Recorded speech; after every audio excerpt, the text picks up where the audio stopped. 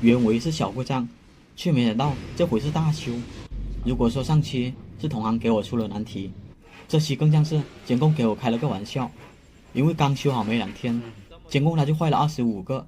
厂长检查了所有的交换机，几乎没有看到哪个交换机出了问题，所以只能让我过来看看是什么情况了。哦，你这个坏的这么多了。既然一大半监控都没了，那我就去通告里面看下到底是什么情况。这边显示网络不可达，那我就尝试删掉一个摄像头，看下能不能重新收得到。看下能不能收得到。这边我大概等了半分钟，确实是收不到，那基本可以判断是线路出了问题，所以我只能从线路方面开始下手了。你这条不亮，还有这条也不亮。对，2条。这边都是正常的。对。那就这2条线有问题了，这2条线应该是接那交换机上，得去那个交换机看一下。现在的突破口就在这2条线上，我先拿显示仪来对一下线，看它是线的问题，还是另边的设备问题。这条，我们可以很明显的看到3号和6号灯是不亮的，那基本可以判断是线出了问题。看一下另一条吧，是这条不？这条也不亮是吧？看一下。这里老师多。你这个直接没反应啊！由于这些网线都没有标签，我也不敢确定这条线是不是多余的，所以我只能一路顺着看它是通到哪里的。那人应该往上面走的。当时我看这线从这管出去了，那我只能放弃了。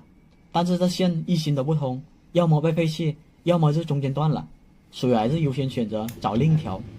不过现在棘手的是，这个厂非常的大，交换机还特别的多，我只能跟随厂长去最近的交换机碰下运气了。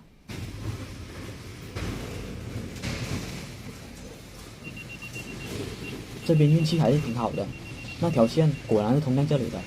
我把交换机拿了出来，很快就找到了这条线。我把它拔了，看了一眼水龙头，貌似也没有其他的问题，那我就把它接上显示仪，看一下是什么情况。接上去后就发现1到8灯都是亮的，就是6号灯暗了那么一点点，那应该是网线哪个地方出现了破皮。这边我就在附近找一下，看一下能不能找到破皮的地方。我大概找了半分钟左右，没有看到破皮的地方，倒是发现这线进这条管里面了。这条管是通向对面的，我这边可以远远的看到这边有一小节网线没有套管，会不会是那里出了问题？所以还是得想办法过去看一下。这边我爬过来后，倒是没有发现这边网线断芯的情况，那故障点应该还不在这里。现在的好消息是，机房就在这小房间里面，距离还是非常的近，重新拉一条线比找故障点容易多了，所以就回来和厂长说了下。这样，你这条线我找不到断点，我爬上去过了。我这边有2个方案。你这个距离也近，从这边拉一条线就已经到了。也就个10几20米。另一个方案就是我重新打水龙头。重新打水龙头看看它能不能点亮。但是点亮的话，我就怕后期它又会出现问题。所以现在是2种方案。那行，我知道。那你先打水龙头，然后再接一条线。如果后面那个出现问题，就是说我先打水龙头是吧？对，先打水龙头。如果水龙头是没问题，然后你再备一条线给我。我要是万一坏了，我自己这个行。其实厂长也是我的粉丝，他担心我拉线比较辛苦，所以就让我重新打水龙头试下。2边水龙头都打完后，我就接上交换机，看一下能不能恢复画面。还是不亮。哪成想接上去后，交换机的灯还是不亮的。你这个是网线的问题了。你看都没有恢复，亮都不亮。看来这线还是得重拉。不过有意思的是，现在对线倒是正常的。这里我得说下，有些网线的暗病，你用显示仪还不一定能测得出来。所以稳妥起见，我还是和厂长一起拉了一条新的网线。拉网线的过程我就跳过了，我们就直接来到拉好网线的画面。亮了。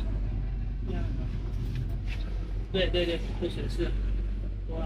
就是这个恢复，全部都恢复，开始恢复了。对。昨天我删了一个，然后删3个。昨天厂长和我视频的时候，我就让他删了个摄像头试一下，看看能不能收得到。结果厂长就删了3个，我过来的时候也删了1个，所以我打算去通道里面试一下，看看能不能收得到那4个被删的摄像头。在线，运气挺好的，果然一下子就收出来了。我把这4个摄像头添加上去后，总共画面就恢复了28个。接下来还有4个画面，眼下只剩这条1线不通的网线了，但是我不确定它是不是负责那4个摄像头的。你这个完全没反应了，诶，有一点点，只有一个3亮，一个6亮，你这个断的更厉害。刚才是全部都亮，现在3和6亮。其实哪怕网线没有断芯，要找这条线也不是一件简单的事，因为这厂有好几千平，所以最好的方法还是让厂长带你去坏的摄像头那边，看看它附近的交换机正不正常。这里我爬上来，运气还是挺好的，果然有网线不亮灯，而且还是2条。我顺着其中一条，发现它是接到这个摄像头上的。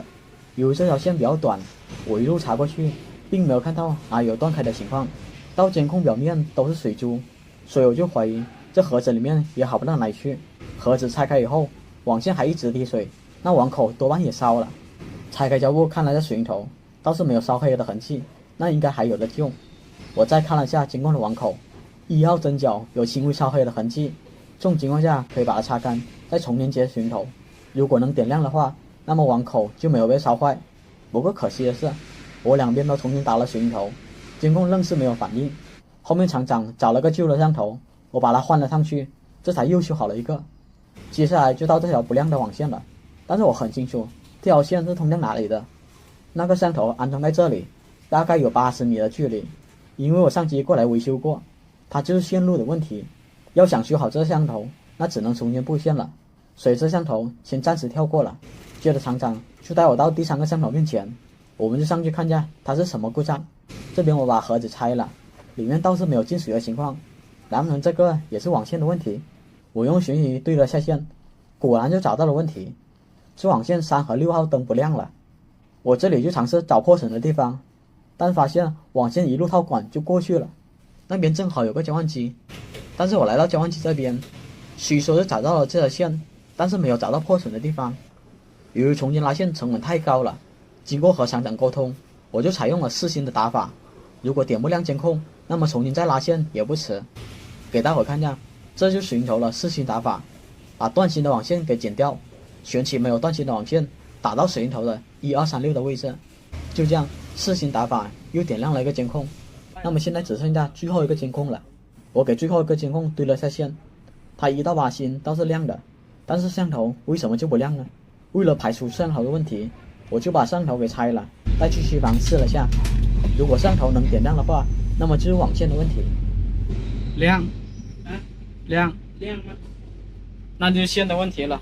你这条线换的厉害了，那也长啊，你这条线长了。有了。哦，它自己出来了。正好好了。线的问题。